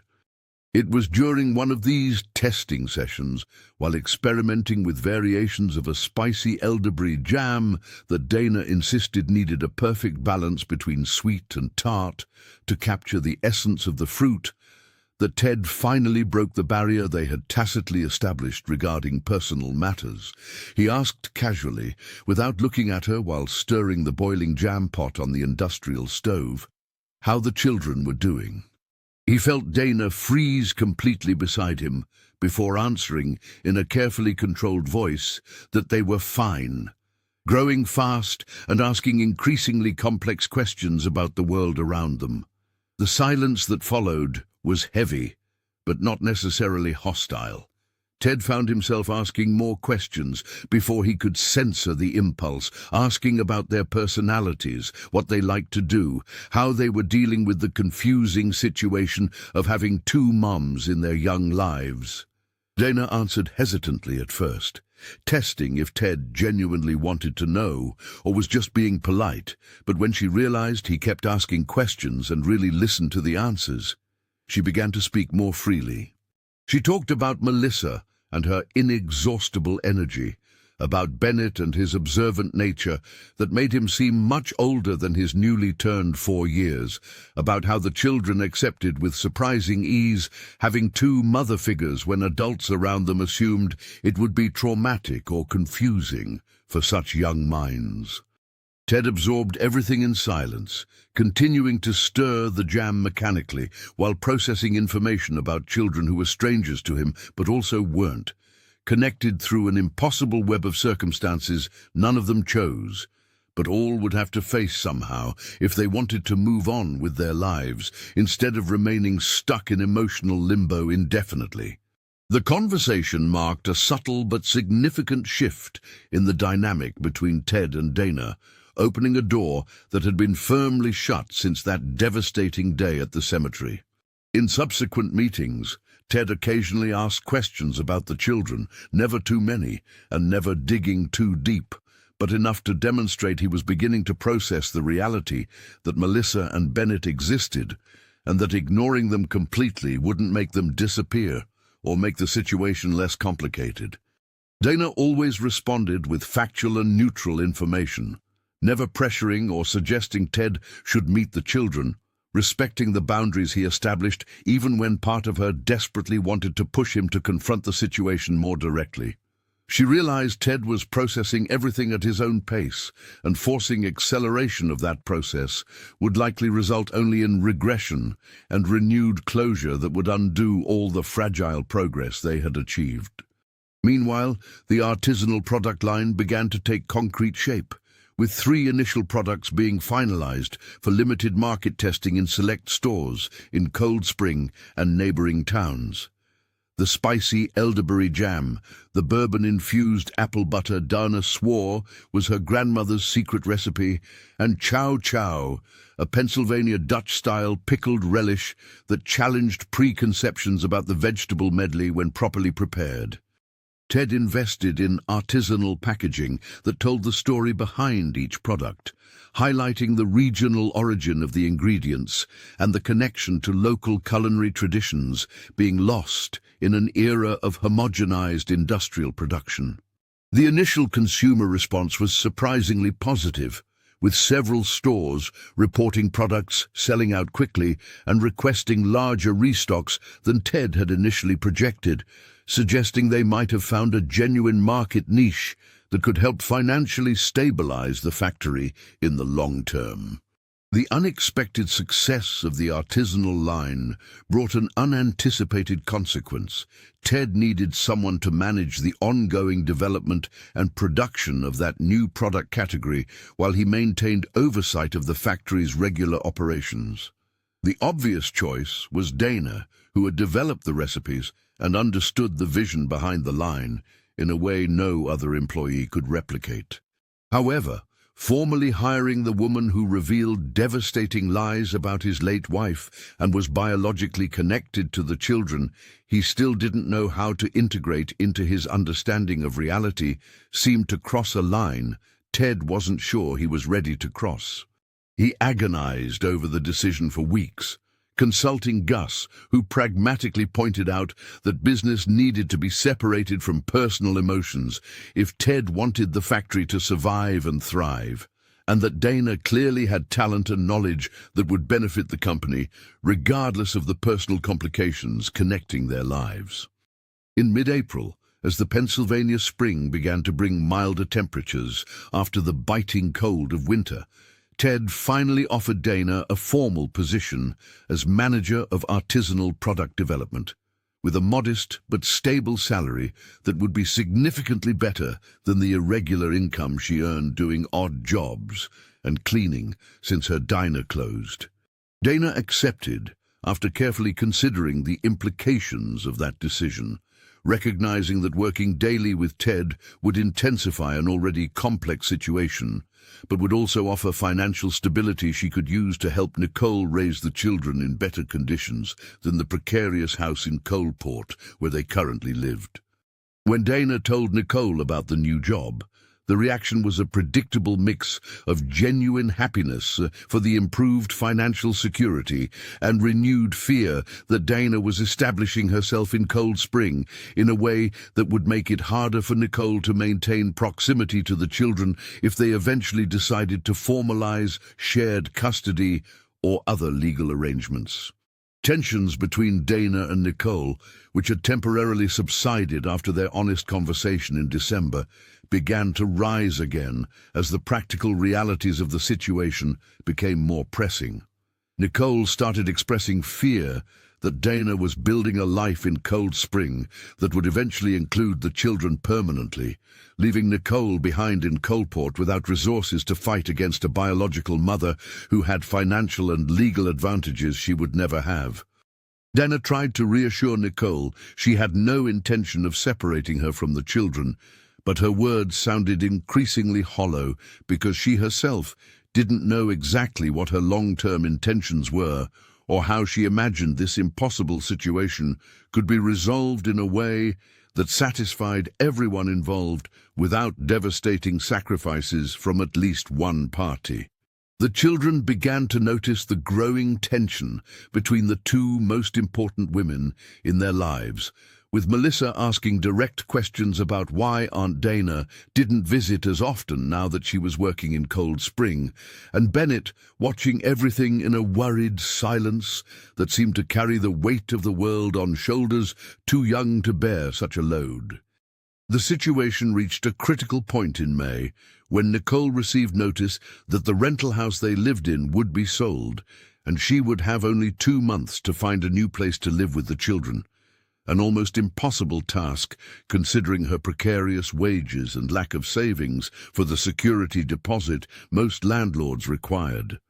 Nicole called Dana in panic, explaining the desperate situation and begging for financial help to secure housing before they were evicted and forced to live in even worse conditions than they already faced. Dana immediately offered to use part of her remaining savings to help with the deposit, but when she began researching available rental options in Coalport and neighboring towns, she discovered that practically everything within the budget they could manage was in terrible condition or in dangerous locations, unsuitable for raising small children. It was during a conversation with Ted about a completely unrelated problem at the factory that Dana casually mentioned her concern about Nicole and the children's housing situation, not expecting any particular response, but simply venting frustration about the feeling of powerlessness in the face of a practical problem with no easy solution given the limited resources available. Ted's reaction was unexpected. He stopped in the middle of what he was doing and asked for more details about the situation. When Dana explained everything, including the tight deadline and limited options, Ted remained silent for a long time before making a suggestion that shocked Dana completely. and revealed he was processing the children's situation in deeper ways than she realized. He mentioned he had a small house on the outskirts of Cold Spring that had belonged to his parents and had sat empty since their passing years ago. A simple but structurally sound 3-bedroom home with a spacious yard suitable for children. He said Nicole could live there rent-free if she was willing to move to Cold Spring. Dana couldn't answer immediately, her brain struggling to process the implications of that offer, which would fundamentally change the dynamic of the entire situation. If Nicole and the children moved to Cold Spring, they would be in the same town where Dana worked, the same town where Ted lived, bringing all the key players of this complex story closer in ways that would make it impossible to continue avoiding a final confrontation about the children's future and the role each adult would play in their lives. But it would also solve the immediate practical housing problem, offer the children stability and safety they currently lacked, and place Nicole in a position where she could potentially find better employment than the sporadic cleaning jobs that barely paid for basic needs. When Dana finally found her voice, she asked Ted why he was making that offer, what really motivated such generosity toward children and a woman he had expelled so violently from his life months ago at the cemetery. Ted took a while to answer, clearly struggling to articulate motivations he didn't fully understand himself. Finally, he admitted he had been thinking a lot about the children in recent months, that he couldn't stop wondering about them and imagining what their lives were like, and that the conversations with Dana about Melissa and Bennett had awakened something in him he thought had died along with Isabel and the devastating revelations about the lies she had perpetrated. He confessed he didn't know if he would ever be able to see those children as anything other than painful reminders of betrayal. But he also recognized they were innocent in the whole situation, victims of Isabel's manipulations just as much as he was, and that they deserved a chance to grow up in a safe, stable environment, regardless of his own unresolved conflicts. The raw honesty of that confession left Dana speechless, realizing Ted was in a process of slow but genuine transformation, gradually moving from a place of anger and rejection to something more complex and potentially healing if he could continue on that difficult path. Dana took Ted's proposal to Nicole with mixed expectations, uncertain how the woman would react to the idea of accepting help from a man who technically had no legal or moral obligation to be involved in their lives, but was making an offer that would change everything. Nicole's initial reaction was defensive suspicion, questioning Ted's motives and expressing fear that this was the first step in an elaborate plan to eventually take the children from her using resources and connections she lacked to defend herself. Dana understood those fears because she shared some of them, but she also argued pragmatically that they didn't have many viable alternatives, and that refusing offered help out of pride or fear could result in a much worse situation for the children if they were evicted and forced to live in inadequate or unstable conditions. After days agonizing over the decision, consulting the few people she trusted, and praying for clarity in a situation that seemed to have no right answers, Nicole finally accepted Ted's offer, not because she completely trusted his motives, but because she placed the children's needs above her own pride and fears. Nicole and the children's move to Cold Spring happened in June. Ted provided a truck to transport the modest belongings they owned, and Dana helped clean and prepare the house that had been empty for years. The property needed repairs and updates, but the structure was solid, and the location was significantly better than anywhere Nicole could have afforded on her own, with an elementary school a short walk away and a relatively safe neighborhood where the children could play outside without constant supervision. Ted didn't appear during the move itself, sending Gus as a representative with the keys and necessary documents. Nicole felt simultaneous relief and disappointment at his absence, because part of her hoped to finally confront the man connected to her daughters through a complex web of lies and desperate choices, even if he shared no blood with them. Melissa and Bennett loved the new house immediately, exploring the rooms and the yard with childish enthusiasm undiminished by an understanding of the adult complexities surrounding their move to Cold Spring. They asked repeatedly when they would meet the man who let them live in his house, and Nicole didn't know how to answer, because she herself had no idea if Ted would ever be ready to meet the children in person, or if this was the maximum extent of involvement he could manage, considering the trauma he associated with their origin. Dana visited almost daily after the move, helping Nicole settle in and spending time with the children, who were now conveniently close rather than requiring long bus trips to Coalport. Gradually, they began to build a routine that seemed almost normal if they ignored all the unresolved questions hovering over every interaction. Nicole found work as an administrative assistant at a small accounting firm in Cold Spring, a position Gus helped arrange through professional connections, and although the salary was still modest, it was significantly better and more stable than anything she had in Coalport. Ironically, the accounting office was just 2 blocks from the cannery where Dana worked, meaning the two women frequently had lunch together and coordinated who would pick up the kids from the new preschool Melissa and Bennett began attending. Slowly, despite all the tensions and fears that still existed, they began to function almost like an unconventional family, a co-parenting arrangement born not of deliberate choice, but of circumstances forcing collaboration if they wanted the children to have a chance at a stable and happy childhood. July brought the humid heat typical of a Pennsylvania summer, with sweltering mornings and heavy afternoons that often broke into thunderstorms before sunset. It was during one of these humid Saturday afternoons that Ted finally made the decision he had been postponing since offering the house to Nicole and the children. The decision to go over there and meet Melissa and Bennett in person instead of continuing to know about them only through reports filtered by Dana. He didn't warn them he was coming, fearing that giving himself time to anticipate the meeting would cause him to lose the courage he had gathered with such difficulty.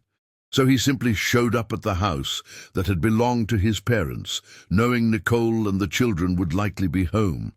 Nicole opened the door with an expression of complete surprise upon finding Ted standing on the porch, hands shoved in his pockets, and an expression mixing forced determination with almost palpable fear. For a long moment, neither spoke, just staring at each other as they processed the meaning of that unannounced meeting they both knew represented a point of no return in the complex situation connecting them.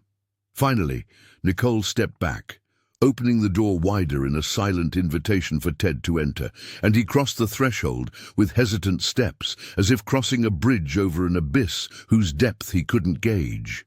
The interior of the house was dramatically different from when he had last visited years ago to clear out his parents' belongings. Now there were toys scattered on the living room floor, children's drawings taped to the walls, and the smell of fresh lemonade coming from the kitchen, transforming a space that had been a melancholic museum of memories into a living home full of young energy. The children were in the backyard, visible through the kitchen window, where they played oblivious to the arrival of the unexpected visitor. Melissa was building something elaborate with sticks and rocks, while Bennett watched clouds passing in the sky with the intense concentration characteristic of his contemplative personality. Nicole offered iced tea, which Ted accepted just to have something to do with his hands, while fighting the impulse to flee the situation before it became too real. Before he met those children as people rather than abstractions he could keep at a safe distance in his thoughts. They talked in low voices about banalities, Nicole thanking him again for the house and mentioning the new job, Ted asking if everything was working properly on the property. Both danced around the true reason for his visit until finally there was no way to postpone the confrontation with the reality waiting beyond that kitchen screen door. Ted asked in a hoarse voice if he could meet the children, and Nicole nodded slowly before walking to the back door and calling Melissa and Bennett inside. The children entered, bringing the warm summer air with them, cheeks flushed and eyes bright from outdoor exercise, and stopped abruptly upon seeing the unknown man sitting at the kitchen table. Melissa, always the extrovert, asked immediately who he was, while Bennett remained silent, observing Ted with brown eyes that were disconcertingly similar to his own. A resemblance that made sense, now that Ted understood Isabel had deliberately chosen donors who would produce children with physical characteristics that could pass as his biological descendants. Nicole explained in a gentle voice that this was Ted, the man whose house they were living in, and that he had come to visit to meet them properly. Melissa's reaction was immediate and enthusiastic, running up to Ted and bombarding him with questions about why he let them live in his house, if he was also Aunt Dana's friend, like Mama Nicole was, and if he liked building things with sticks because she had just made a very beautiful house in the yard he needed to see. Ted replied with a strangely emotional voice, surprised by the ease with which that little girl accepted him without any of the complications and baggage adults carried in every interaction. Bennett remained more cautious, studying Ted from a safe distance beside Nicole, but eventually approached too when Melissa insisted he show the visitor the drawing he made at school of their unconventional family. A drawing with 3 adult figures and 2 children that the teacher had commented was an interesting interpretation of a family structure that didn't follow traditional patterns but clearly represented love and connection among all the people portrayed. Ted spent almost 2 hours in that house that had been his parents', talking to children who technically had no relation to him but seemed to desperately want his approval and attention. Something inside him began to loosen during that hot July afternoon. He realized he was laughing genuinely for the first time since before Isabel's passing, when Melissa told an elaborate story about an imaginary dragon living in the garden protecting buried treasure she was determined to find. He watched Bennett draw with intense concentration that reminded him of his own focus when working on projects at the factory, and felt a twinge of something he couldn't name, but seemed dangerously close to paternal affection he had no right to feel, but which surged involuntarily despite all his defenses and rationalizations. When he finally got up to leave, Melissa hugged his legs without hesitation and asked when he would come back to visit them again. Ted heard himself promising he would return soon before even consciously processing that he was making that commitment. The walk back to his own house was long and contemplative, with Ted processing the whirlwind of emotions that meeting had awakened. He realized he had expected to feel renewed anger or pain upon seeing the children who were products of Isabel's lies, but instead he felt something more complex and unexpected, a mixture of sadness for lost time, curiosity about who those children would become, and an uncomfortable recognition that family wasn't just about genetics or blood ties, but also about choice and commitment and love that could grow in the unlikeliest places when people were willing to lower defenses and allow connections that defied conventional definitions. When he arrived home, Ted called Dana for the first time outside of a work context and told her about the visit, his voice breaking at moments as he tried to express the confusing feelings the meeting had provoked. Dana listened in respectful silence, and when Ted finally finished speaking, she offered the perspective he needed to hear, that there was no urgency to define exactly what those children meant to him or what role he would play in their lives.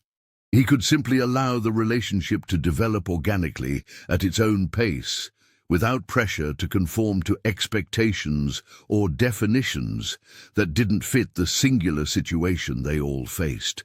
Dana's words brought unexpected comfort to Ted,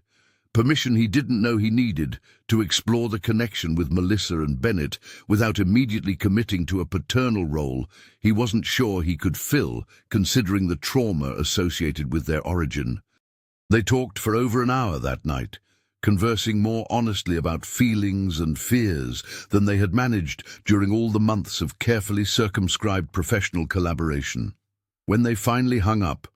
both felt they might finally be starting to navigate that impossible situation in a way that honored its complexity rather than trying to force simplified solutions that didn't fit the reality they faced. Ted's visits to the house where Nicole and the children lived became more frequent during August and September, starting as brief meetings and gradually evolving into entire afternoons where he helped Melissa with elaborate construction projects in the yard or sat quietly beside Bennett while the boy drew or read books borrowed from the library. Nicole watched the development of that relationship with intensely contradictory feelings. Happy to see the children receiving attention and affection from a man who could serve as a father figure they lacked, but also terrified by the possibility that Ted would eventually claim a more formal role in their lives that might marginalize her or even replace her as the primary parent she had been during 5 crucial years. Dana tried to mediate growing tensions, reassuring Nicole that Ted had no intention of displacing her, while also encouraging Ted to continue building a connection with children who clearly craved positive male attention in their lives. The situation reached a crisis point in October when Bennett fell from a tree in the yard and broke his arm, a relatively minor incident, but one that forced all the adults involved to confront practical questions about legal authority and responsibilities they had been postponing indefinitely. Nicole was at work when the accident happened, and Dinah received a desperate call from the elderly neighbor who watched the children after school, asking her to come immediately because Bennett was crying in pain and clearly needed medical attention. Dana rushed to the house and found Bennett pale and shaking, his arms swelling visibly, while Melissa cried hysterically beside him, blaming herself for daring her brother to climb higher in the tree.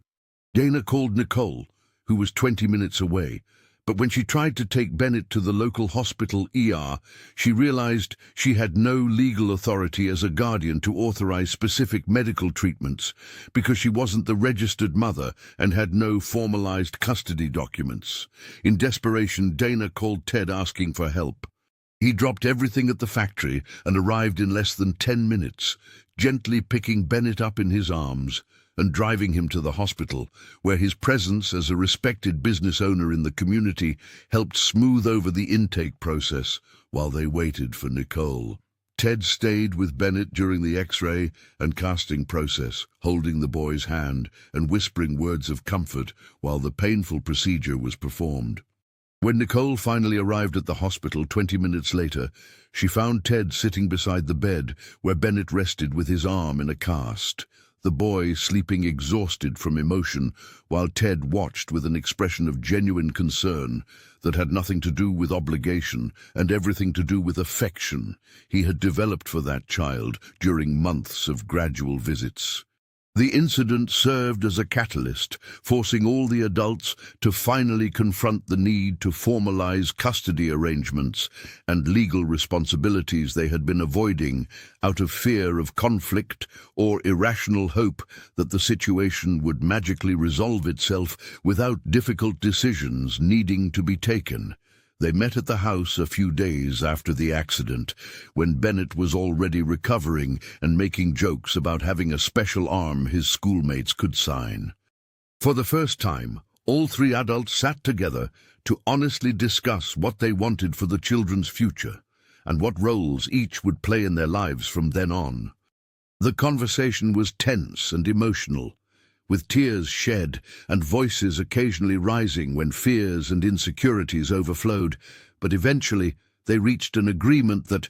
although imperfect and unconventional by any traditional standard, honored the unique contributions and connections each adult had with Melissa and Bennett. Nicole would maintain primary legal custody as the adoptive mother who had carried and raised the children since birth, but Dana would be formally recognized as the biological mother with extensive visitation rights and participation in important decisions regarding the children's education and well-being. Ted, although having no genetic relation to the twins, would be registered as a secondary legal guardian and would assume significant financial responsibilities, including future education and medical needs, essentially serving as a father figure, even if he couldn't or didn't want to use that title, explicitly considering the emotional baggage he carried related to the children's origin through Isabel's lies. The agreement was formalized through a lawyer in Cold Spring, whom Gus recommended, a professional who was initially confused by the unconventional structure, but eventually drafted legal documents protecting the rights and responsibilities of all parties while prioritizing the children's interests above all. The factory's artisanal product line continued to thrive under Dana's management, expanding to include 6 different products that gained regional recognition and began to be distributed in specialty stores in Philadelphia and other larger cities. The success of that line helped stabilize the factory's finances, which had been so precarious during Ted's depression after Isabel's passing. Ironically, it was Nicole who suggested hiring a small team to assist Dana with growing production demand, commenting during a casual dinner at the house she shared with the children that they needed to think strategically about scalability if they wanted to continue growing without sacrificing the quality that made the product stand out initially. Ted was impressed by Nicole's business insight, and they began including her in strategic planning meetings where her perspective as a consumer and single mother managing a tight budget offered a valuable angle, complementing Ted's technical expertise and Dana's culinary creativity. Gradually, over the final months of that transformative year, the 3 adults built something none of them had planned or expected, but which worked, despite all odds, against the success of such an unconventional arrangement. They dined together regularly, rotating between Nicole's house and Ted's residence, and the children flourished under the attention and love of 3 adults committed to their well-being, even if the paths that brought them together were tortuous and painful. Melissa began calling Ted Uncle Ted without anyone teaching her, a title he accepted with gratitude mixed with melancholy for everything he lost and everything he gained through impossible circumstances that could have destroyed them all, but instead forged unexpected and deep connections. Bennett, more emotionally reserved, showed affection through small gestures like drawings he made specifically for Ted to hang in his factory office, or the way he sought Ted's presence when he felt insecure or anxious about something at school. December arrived, bringing renewed holiday cheer, and it was during the planning for the children's 5th birthday that Ted finally verbalized the realization that had been gradually forming in his consciousness during months of growing life with that unconventional family. He was in Nicole's kitchen, helping decorate a cake, while Dana prepared appetizers for the small party they planned with some of the children's schoolmates. Suddenly he stopped what he was doing and looked at the 2 women working side by side with a coordination that only came from months of forced collaboration that evolved into something genuine. He said in an emotional voice that he never expected to find a family again after losing Isabel and discovering the extent of her lies, that he assumed he would spend the rest of his life alone, processing betrayal and unable to trust sufficiently to build meaningful connections again. But those 2 women and the children they shared gave him something he didn't know was still possible, a sense of belonging and purpose transcending traditional definitions of family based exclusively on blood or marriage. Dana and Nicole stopped what they were doing and looked at Ted, both with tears in their eyes, because they recognized how far they had all come since that devastating day at the cemetery, when Dana appeared with children and truths that seemed destined to destroy rather than eventually heal. Nicole was the first to respond, admitting she also never expected to find a support community after years fighting poverty and isolation alone. Fleeing with the children had left her without a safety net, but now she had something better than a traditional nuclear family.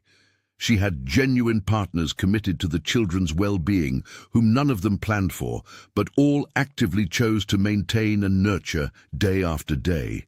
Dana added that donating those eggs years ago was a desperate decision made without understanding future ramifications.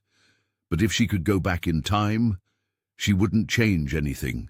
because that choice eventually brought not only wonderful children into her life, but also connections with Nicole and Ted that enriched her in ways she never anticipated. The birthday party happened on a sunny late December afternoon, a rare, unseasonably warm day, in the yard of the house Ted lent to Nicole and the children, a yard they had transformed during months of collective care into a vibrant space. School friends ran through the yard with the inexhaustible energy of youth, and parents accompanying them watched with thinly disguised curiosity at the unconventional dynamic between three adults who clearly functioned as a cohesive unit, despite not fitting into any traditional family mold society easily recognized. Some of those observations came with implicit judgment, but most demonstrated respect for an arrangement that clearly worked for the well-being of the radiant children who were the center of all that celebration. When the moment came to sing Happy Birthday, Melissa and Bennett blew out the candles together with Nicole, Dana, and Ted, gathered around the table, holding the homemade cake that took hours to decorate properly. A photograph a neighbor took of that moment perfectly captured the transformation everyone had gone through. 5 people connected not by blood or conventional circumstances, but by a deliberate choice to build something positive from the ashes of lies, betrayals, and desperate decisions that could have destroyed them all, but instead forged stronger bonds precisely because they were tested so severely and survived. Ted looked at that photograph later that night, after guests left, and the children were sleeping exhausted from excitement, and realized he had finally made peace with a past he couldn't change and embraced a future he hadn't planned, but actively chose to build day after day. The canning factory thrived in the following months, under Ted's renewed management, supported by a growing team, including Dana managing the artisanal line, and Nicole assuming expanded administrative responsibilities, leveraging her organizational skills that had been underutilized in previous jobs. The Albright brand regained the reputation it almost lost during the crisis following Isabel's passing, and they began receiving orders from distributors interested in taking their products to markets further afield. Ted considered offers carefully, consulting both Dana and Nicole on decisions that would affect the future of the company that now economically supported not only his own life, but also those of the 2 women and children who became his chosen family through extraordinary circumstances. On a quiet March afternoon, almost a year and a half after that devastating initial meeting at the cemetery, Ted visited Isabel's grave for the first time since the revelations that changed everything. He brought white flowers as he always did, but this time he didn't come alone or in tears of inconsolable grief. He brought Melissa and Bennett, who asked to see the place where the woman who was technically their genetic grandmother, though she never met them, rested. Ted knelt before the marble headstone with the children beside him, and for the first time managed to think of Isabel without the consuming anger or paralyzing pain characterizing the months after discovering the extent of her lies. He could now see she was a complex and flawed woman who made terrible decisions motivated by desperation and a desire to be a mother that consumed her beyond any ethical consideration or honesty with the husband she loved but also fundamentally deceived. Ted spoke softly to the children about Isabel, telling stories about happy moments they shared and explaining in age-appropriate terms that she did complicated things trying to create a family, but also loved genuinely even when the choices she made caused pain to many people. The children listened with a seriousness that seemed beyond their few years, and Melissa placed one of the white flowers on the grave while whispering "thank you" to the woman she never knew, but whose existence and choices made it possible for her to be born and eventually find her way to the unconventional but deeply loving family surrounding her now. When they finally left the cemetery that afternoon, Ted felt he had finally released a weight he carried for so long, not forgetting the betrayal or pretending the pain never existed, but choosing to move forward with gratitude for the good that emerged from the ashes of lies, rather than remaining stuck in bitterness about a past he couldn't change. Life continued its relentless march through seasons and years, bringing new challenges and small victories, marking the continued growth of the unconventional family, Ted, Dana, and Nicole, built around Melissa and Bennett. The children grew up surrounded by the love of three adults who prioritized their well-being above personal conflicts or social definitions of what a family should look like, and they flourished in ways none of the adults managed when they were young, navigating much more rigid and judgmental worlds. Ted never remarried or had other biological children, but found fulfillment in the role he built as a chosen father figure for twins who didn't share his blood, but carried his values and received his unconditional love. Dana continued developing recipes honoring traditional culinary traditions, while simultaneously building a relationship with biological daughters she thought she'd never know, and learned that motherhood assumed multiple and equally valid forms beyond gestation and raising from birth. Nicole, who suffered most and fought hardest against circumstances threatening to destroy her and the children she fiercely protected, finally found the stability and community she sought during years of isolation and poverty. She never ceased being the primary mother Melissa and Bennett knew first and loved most deeply, but learned to share that role with Dana without feeling she was losing something essential, and developed genuine respect and even affection for Ted, whom she initially saw as a threat, but who proved to be a reliable partner committed to collective well-being rather than selfish interests. The three adults built something rare and precious, a family based not on obligation or convention, but on a deliberate choice to place the needs of innocent children above their own pains and fears.